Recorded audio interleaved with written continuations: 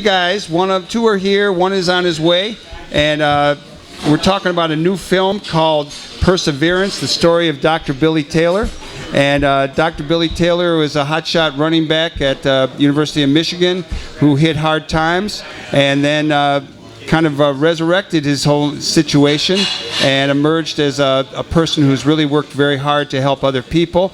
And let's start off with the two filmmakers, Bob Hercules and Dan Chace, who are the makers of this documentary film. And Dan, you are the guy who does the commentary in the movie. And I would bet that you were a guy who was inspirational in getting this movie going. Yes, well, the project started with me, but it didn't end with me. I was a kid growing up in Ann Arbor, Michigan, and my father took me to the Michigan Stadium when I was about 10 years old, and that left a lasting impression on me. And one of the things that was going on, one of the things that was happening at Michigan Stadium at that time was Bo Schembechler had just arrived on the scene, and also Billy Taylor was the star running back. And how big a star was Billy Taylor? Well, he was really great watching him in the movie. Yeah, we have some great footage that Bob Hercules assembled with his crew. Billy was sort of the Denard Robinson of his era. He was a hero to a lot of little kids, not just me. And it was a thrill to watch him run. Share.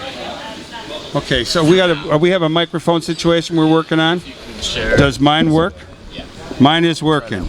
Okay, so we'll share this one. Well, I can share this. Billy, come on up here.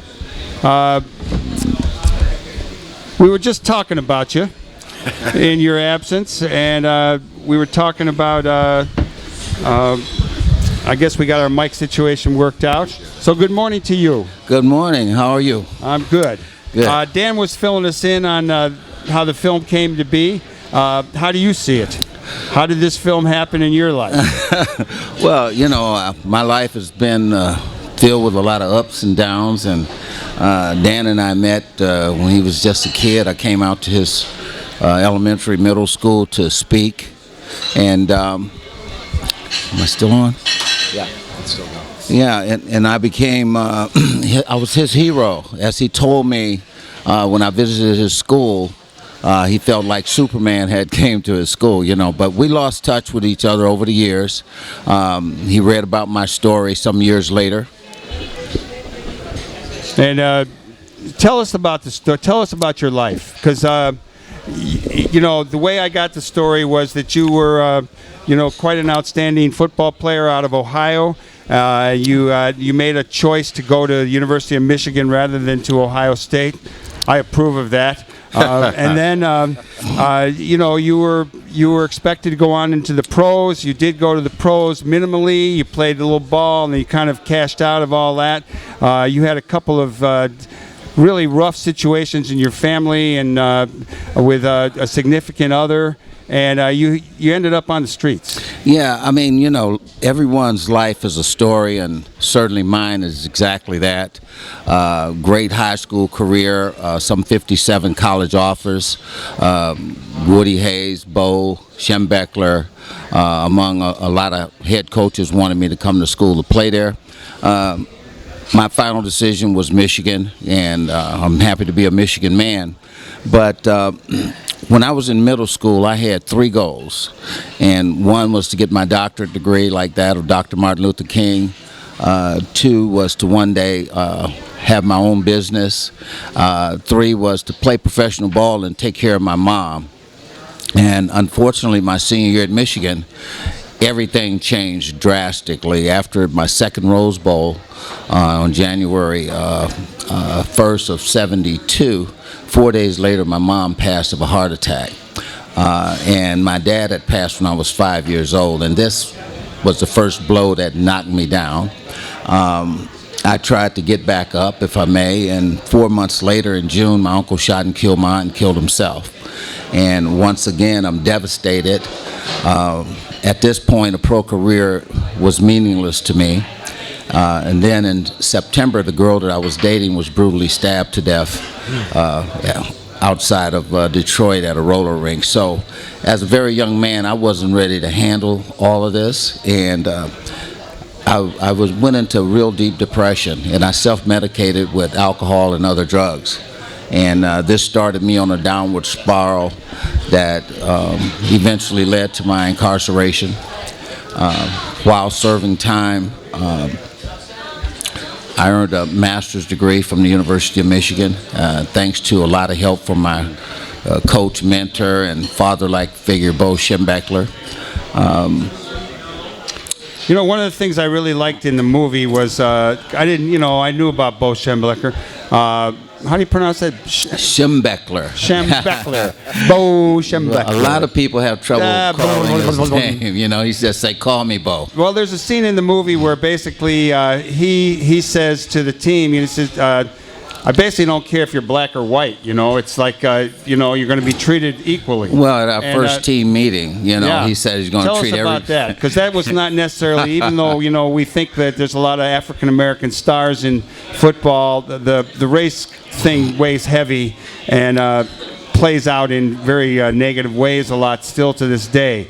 But that certainly elevated him in my eyes. Tell us a little bit about that moment. Well, Bo came to Michigan for the '69 season, and it was my sophomore year. But his first team meeting, he gathered. You had been trying to get away from him because he had taken you down to Miami of Ohio. I had a terrible recruiting weekend in Miami. They had us lifting weights and running for time, and it was just instead of being crazy. wined and dined. Instead of being wined and dined. So he shows up at Michigan. And by the way, I might mention that myself, Tom Darden, who later was my roommate at Michigan, we had a terrible weekend. We talked about Bo.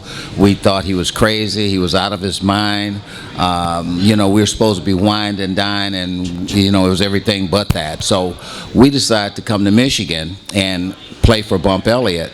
And I went home for a Christmas break my freshman year, going into my sophomore year, and picked up the Akron Beacon Journal, and Bo Schembechler, named head coach of the University of Michigan, almost died. I thought somebody was playing a trick on the world, and I called Tom Darden. He said, "BT, that's right, he's going to be our coach." I was like, oh my God. We had called Bo everything but a child of God, and we told every player we met on a recruitment trail, do not go to Miami of Ohio because they have a crazy man there as a coach. So fast forwarding, we come back, winter conditioning, there's a coaching change, Bo's the head coach, and he didn't say a word to me or Tom Darden for about a week into conditioning, and I felt like he had heard I was talking about him, so I'm really sweating bullets, So he finally walked up to me and says, "Taylor, I want to see you in my office after conditioning," and I felt my career was over. Went into his office, he said, "Close the door," and he had me stand there for 5 minutes while he had his head down writing, and I thought he was getting my papers ready to ship me out, and he leaned back and put his hands behind his head and says, "You thought you got rid of me, didn't you?" So to this day, if he heard what we had said, I don't know, but I was happy he didn't bring it up, and it just goes to show nobody knows their life's itinerary, and it turned out to be one of the greatest events in my life because I love Bo Schembechler.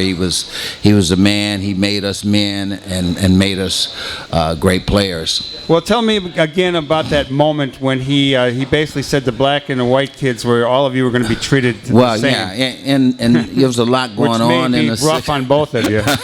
There was a lot going on in the 60s in Ann Arbor. Hippies on campus, and they were. I got to say, I love that footage. Being of that generation, a little older than you, and being involved in a lot of that. Yeah, that was people were marching around. And I was just up there for the anniversary of the Port Huron Statement, 50 years, which came out of Students for Democratic Society.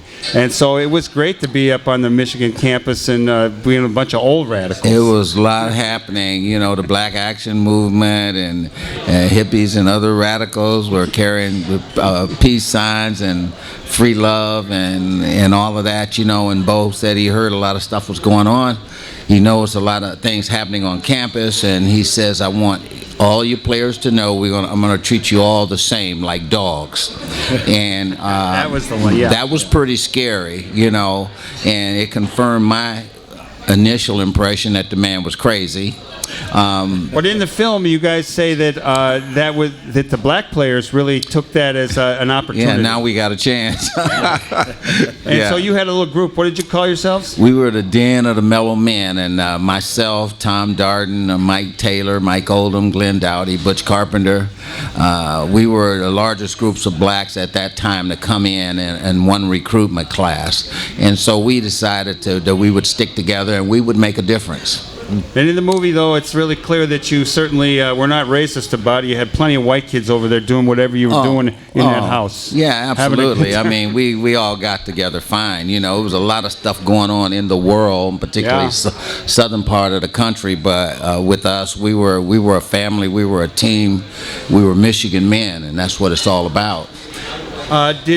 Did any of the other fellows in that group, the Mellow Men, go on and play pro ball? Oh, absolutely. Tom Darden had about a 10-year career with the Cleveland Browns. Mike Taylor had a couple years with the New York Jets. Reggie McKenzie, a very successful 12, 13-year career with the Buffalo Bills. I was in and out of pro ball for about 3 years and played a year up in Canada. Glenn Dowdy with the then Baltimore Colts, he played 10 or 12 years. So we were all drafted, all of the Mellow Men.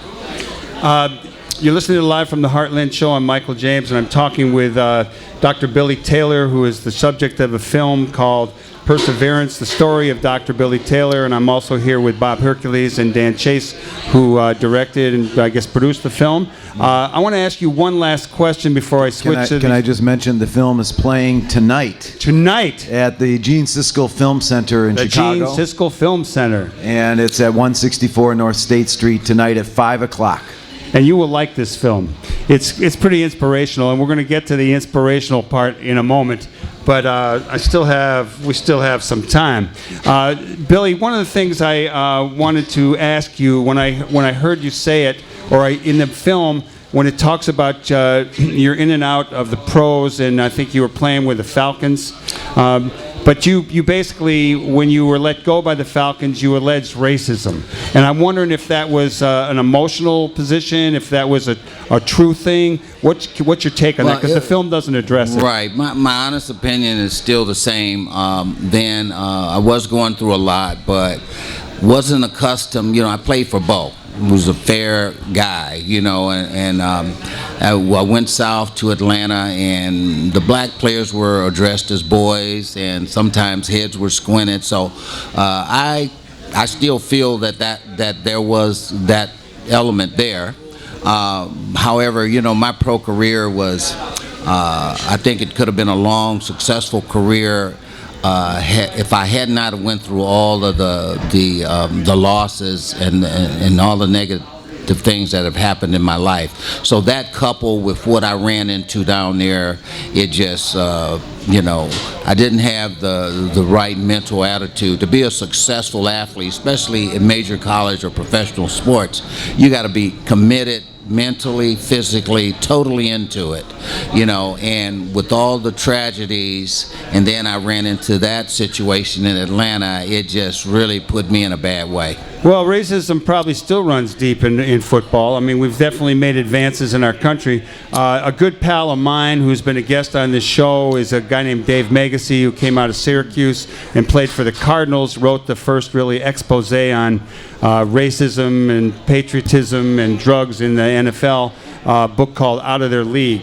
And, and he's been an activist in the Players Union ever since and ran the West Coast office. But one of the things that I get from him is that there's still a real element of racism in the game. Yeah, I think that's true. I think things are better, but we still have a ways to go just as a nation, Let me turn to Bob Hercules, who has been on the show a number of times with a number of movies. You're cranking them out, Bob. You're doing a great job. And you always inspire me to continue to figure out a way we're going to make the Heartland Cafe movie. The great Heartland movie that we've always talked about. And, so we're just throwing that out there, everybody, in WLUW 88.7 listening land, live from the Heartland Show land. But you just did a movie on the Joffrey Ballet, which really got some kudos, and you did another movie, and I'm blocking the name, but it's about a dancer.